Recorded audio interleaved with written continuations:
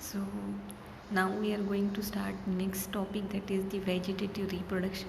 So vegetative reproduction is nothing but the production of new young one with the help of vegetative parts. तो यहाँ पे हम क्या करेंगे, प्लांट्स के वेजिटेटिव पार्ट्स को यूज़ करके, जैसे कि लीव है, स्टेम है, तो उसको यूज़ करके हम क्या करते हैं, न्यू इंडिविजुअल को ग्रो करेंगे, न्यू प्लांट्स को ग्रो करेंगे.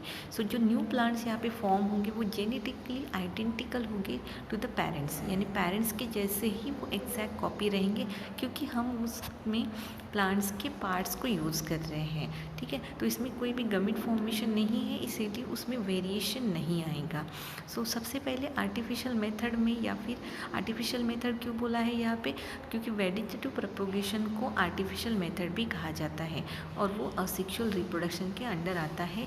तो उससे में सबसे पहला पार्ट है that is the cutting. So cutting जो है उसमें सबसे पहले जो है a small piece of any vegetative parts of the plant having one or more bud is use for the propagation. तो प्रोपोगेशन के लिए हम क्या करते हैं, किसी भी वेजिटेटिव पार्ट्स को यूज़ करते हैं प्लांट्स के जिसमें एक से ज़्यादा बर्ड हो. ठीक है, जैसे कि शुगर केन है, तो शुगर केन जो है उसको अगर हम कट करेंगे पीसेस में, तो उसमें एक सिंगल बर्ड होना चाहिए या फिर 2 बर्ड्स होने चाहिए जब हम उसको सॉइल के अंदर ग्रो करेंगे. तो जैसे ही हम सॉइल के अंदर उस बर्ड के साथ उसको ग्रो करेंगे तो उसमें जो है न्यू प्लांट्स आएंगे और हमें एग्जैक्ट कॉपी मिलेगा शुगर केन का. सो कटिंग में जो है एग्जांपल है, रोज़ कटिंग है, रोज़ की हम कटिंग ले सकते हैं, बोगनविलिया की कटिंग ले सकते हैं, लीफ कटिंग ले सकते हैं, या फिर रूट कटिंग ले सकते हैं ब्लैकबेरी के अंदर. ओके, उसके बाद जो नेक्स्ट पार्ट है आर्टिफिशियल प्रोपोगेशन के अंदर, आर्टिफिशियल मेथड के अंदर, वो है grafting. Here the parts of 2 plants are joined in such a way that they grow as a one plant. ठीक है, यहाँ पे हम 2 पार्ट्स को यूज़ करेंगे, एक अपर पार्ट और एक लोअर पार्ट. ठीक है, तो इस पार्ट में जो है the part of the stem having more than one bud is joined on to the rooted plants on the another plant that is the stock. ठीक है, तो यहाँ पे नीचे जो प्लांट्स हैं जिसमें रूट्स रहेंगे उसको हम स्टॉक बोलते हैं, और जो अपर पार्ट है जिसमें बर्ड रहेंगे उसको हम सायन बोलते हैं. तो सायन और स्टॉक, इन दोनों की डेफिनेशन आप अच्छे से रीड आउट कर लेना कि जो अपर पार्ट है which is having a bud that is called scion, and the part which is having a root that is called stalk. Okay, so only one bud is joined on the stalk and it is called bud grafting.